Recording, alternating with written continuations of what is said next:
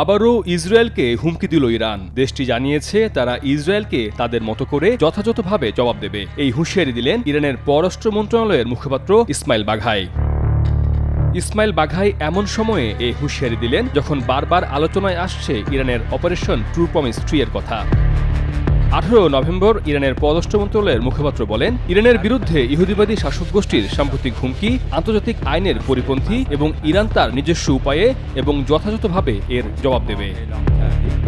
এদিকে ইসরায়েলের সঙ্গে চলমান উত্তেজনার মধ্যেই অত্যাধুনিক সব ড্রোন ও ক্ষেপণাস্ত্রের প্রদর্শনী করল ইরান। সম্প্রতি রাজধানী তেহরানে দেশটির অত্যাধুনিক সব ড্রোন ও ক্ষেপণাস্ত্রের প্রদর্শনী করা হয়।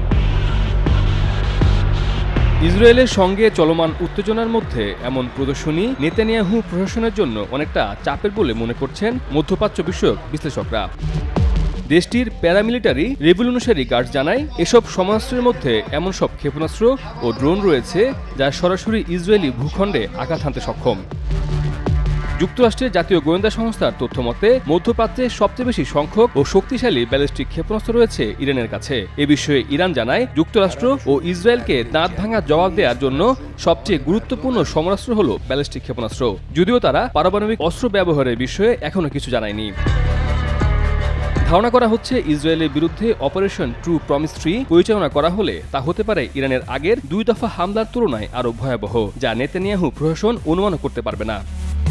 এই হামলার ইঙ্গিত বেশ কয়েকদিন ধরেই দিয়ে আসছে ইরান ইসরায়েলের বিরুদ্ধে তাদের এই প্রতিশোধমূলক হামলার নাম দিয়েছে ট্রু প্রমিস। ইরান সম্প্রতি 2 দফা ইসরায়েলের বিরুদ্ধে প্রতিশোধমূলক হামলা চালায়। ইরানের পক্ষ থেকে সেগুলোর নাম দেওয়া হয় যথাক্রমে ট্রু প্রমিস 1 ও ট্রু প্রমিস 2 নামে।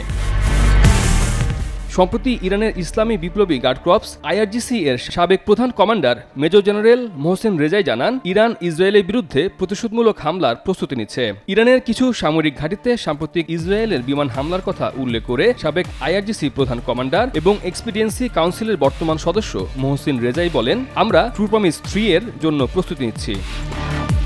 এর আগে ইরানের ইসলামী বিপ্লবী গার্ড কর্পস IRGC এর deputy commander brigadier general Ali ফাদাবিও ইসরায়েলকে দিয়েছিলেন কঠিন হুঁশিয়ারি। ব্রিগেডিয়ার জেনারেল আলী ফাদাবি হুঁশিয়ারি দিয়ে জানিয়েছিলেন, ইরান অবশ্যই ইসরায়েলকে প্রতিক্রিয়া জানাবে, যার ফলে ইসরায়েল ইরানের বিরুদ্ধে তার সর্বশেষ আগ্রাসনের জন্য অনুতপ্ত হবে। এরও আগে ইরানের ইসলামী বিপ্লবী গার্ড কর্পস IRGC এর প্রধান মেজর জেনারেল হোসেন সালামি বলেছিলেন, শত্রুদের মারাত্মক আঘাত করা হবে। ইরান যে কঠিন প্রতিশোধ নেবে তা নিয়ে কোনো সন্দেহ নেই। শত্রুরা আমাদের প্রতিশোধের জন্য অপেক্ষা করুন। আমরা শেষ পর্যন্ত যুদ্ধ করব। মুসলমানদের উপর শত্রুদের আধিপত্য বিস্তার করতে দেব না। ইতিহাস বলে মুসলমানরা কখনো আত্মসমর্পণ করে না।